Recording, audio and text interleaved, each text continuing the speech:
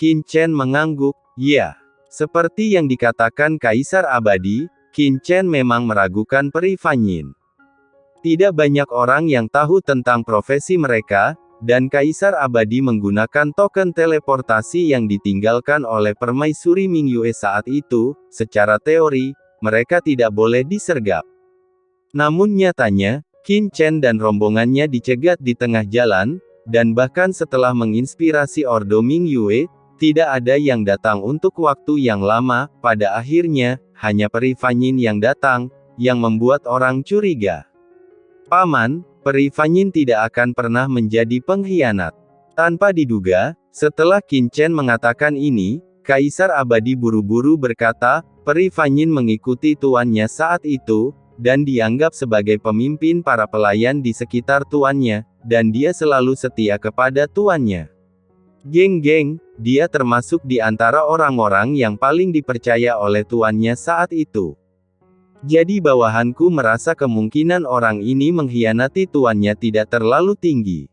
Kaisar Abadi tenggelam dalam ingatannya, matanya sedikit kabur. Masternya mengetahui musik dengan baik saat itu, dan dia bertanggung jawab atas piano iblis 6 keinginan. Peri Fanyin sering menemaninya bermain, memasukkan musik ke dalam hatinya dan mengambil jalan menuju wujudnya.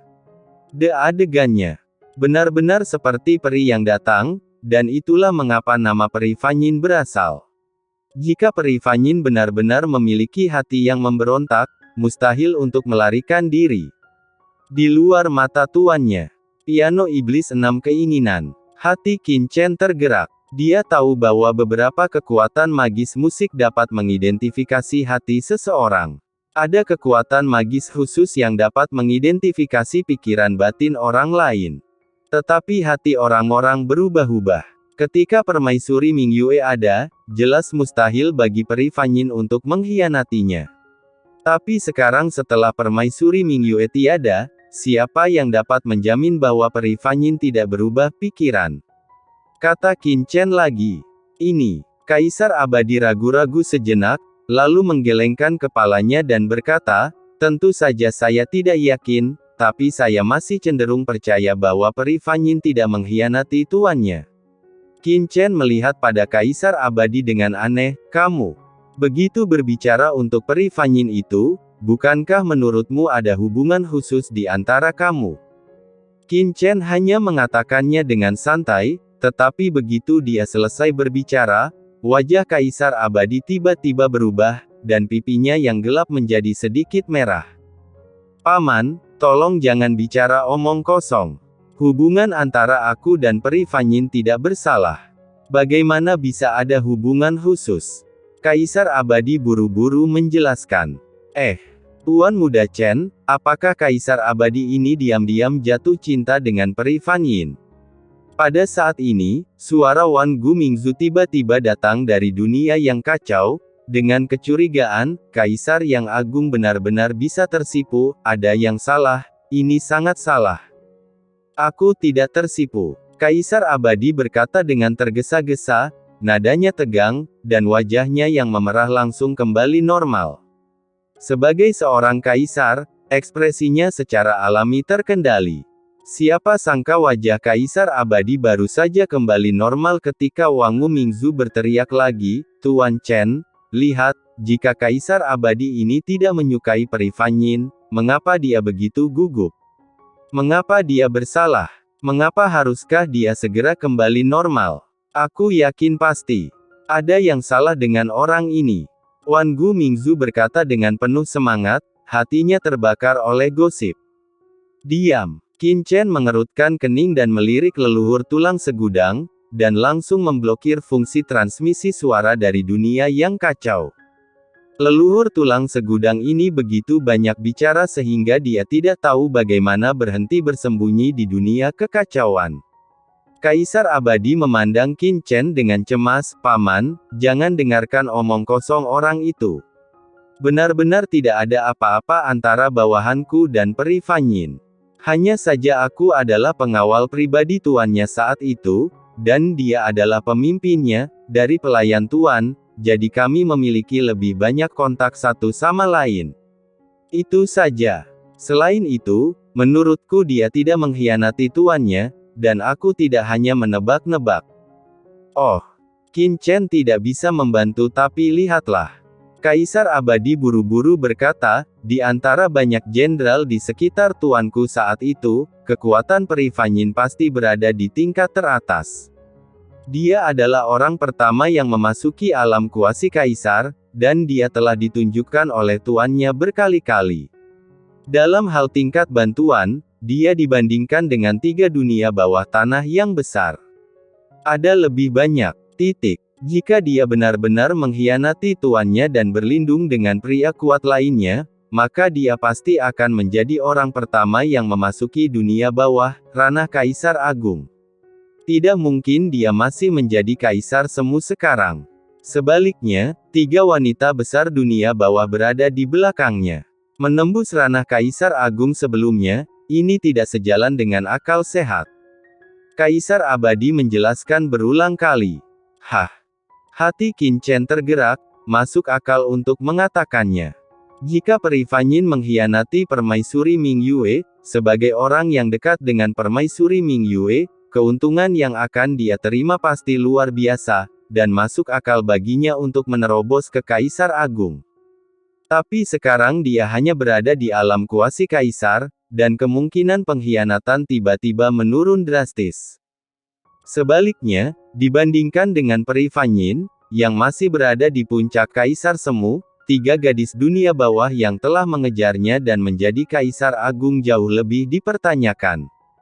Suara mendesing. Saat Qin Chen tenggelam dalam pikirannya, aliran cahaya tiba-tiba jatuh dan muncul di depan Qin Chen dan yang lainnya.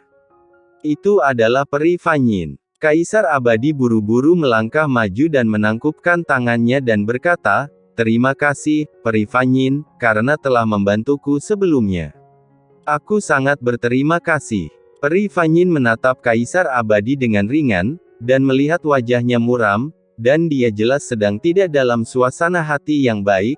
Seolah-olah semua orang seolah-olah dia berhutang banyak pada Mingxi, dia berkata dengan dingin, "Kamu sangat anggun, Abadi, kamu punya waktu luang untuk berkeliaran asosiasi burung hantu-hantu, cek-cek, aku sudah bertahun-tahun tidak bertemu denganmu, kamu benar-benar mampu," kata Kaisar Abadi. Wajahnya membeku, dan dia hendak menjelaskan, "Aku." Saat dia mulai berbicara, dia melihat Peri Fanyin melirik Qin Chen dan Mo Li lagi. Tiba-tiba, Qin Chen merasakan tatapan tajam datang ke arahnya, mata pria ini seterang obor, seolah ingin melihat menembus keduanya.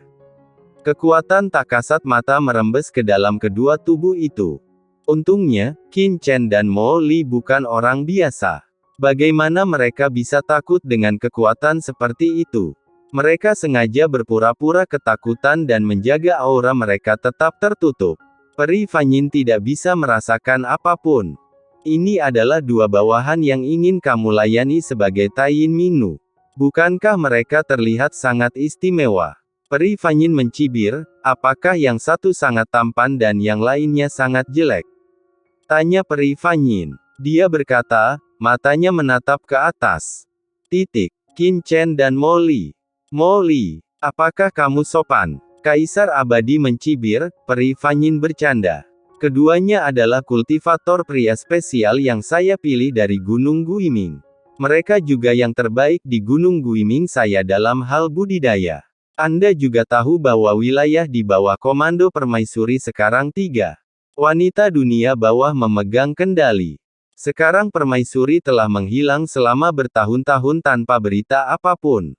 Belum lama ini, Kaisar Dunia Bawah 5 Gunung dan Kaisar Aula ke-10 Hades menutup dunia bawah atas nama beberapa gerakan aneh di dunia bawah. Laut mati dan diselidiki di mana-mana. Aduh. Kaisar Abadi menghela nafas, sekarang dunia bawah berada dalam kekacauan, aku tidak punya pilihan selain mencari jalan keluar bagi banyak muridku di bawah Gunung Guimin. Mata Peri Fanyin bersinar dengan cahaya dingin, Kaisar Dunia Bawah dari 5 gunung. Kaisar Neraka 10 istana.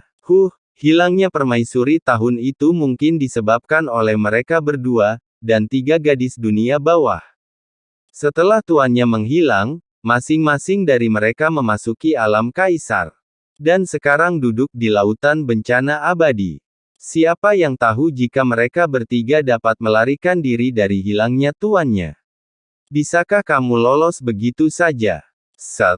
Ekspresi Kaisar Abadi berubah dan dia buru-buru menyela, "Peri Fanyin, kamu tidak boleh bicara omong kosong. Jika ketiga gadis dunia bawah mendengarnya, kamu pasti akan mendapat masalah."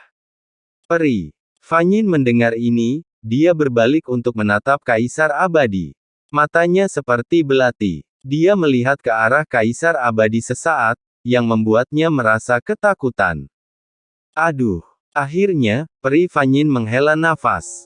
Wajahnya yang seperti es tidak lagi dingin. Dia sangat kecewa dan memiliki rasa kesepian. Yah, ini adalah pilihanmu sendiri jika kamu tidak ingin mati. Aku tidak ingin mati. Saya tidak punya hak untuk mengatakan apapun. Kebetulan kami juga berencana pergi ke laut. Bencana abadi, jadi ayo pergi bersama. Setelah mengatakan ini, Peri Fanyin langsung naik ke langit. Kaisar Abadi, Qin Chen dan Mo Li buru-buru mengikuti di belakang.